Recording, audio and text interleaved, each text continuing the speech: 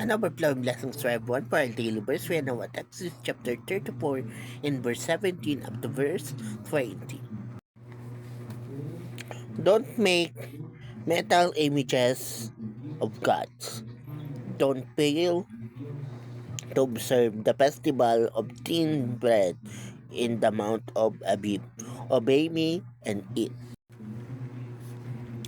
Bread without yeast for 7 days during Abib, because that is the month you left Egypt.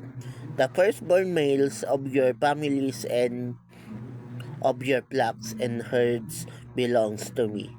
You can save the life of a firstborn donkey by sacrificing a lamb. If you don't, you must break the donkey's neck. You must save every firstborn son. Bring an offering every time you come to worship. See, this passage is about the commands of the Lord pertaining to the proper worship during the time of the Old Testament, especially for the nation of Israel. See, some of this tradition is maybe no longer applicable to us now, but some of it is still applicable. Nevertheless, we need to understand that some of this will be considered as a biblical principle for us to follow. And yes, for example, the last part of verse 20 says here, bring an offering every time you come to worship.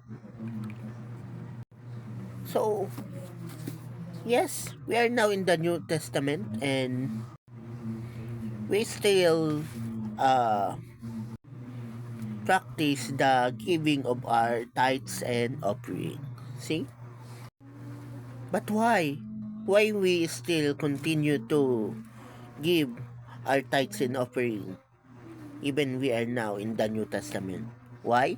Because it is the Lord Jesus who told us, bring unto Caesar what is due to Caesar, and bring unto God what is due to God.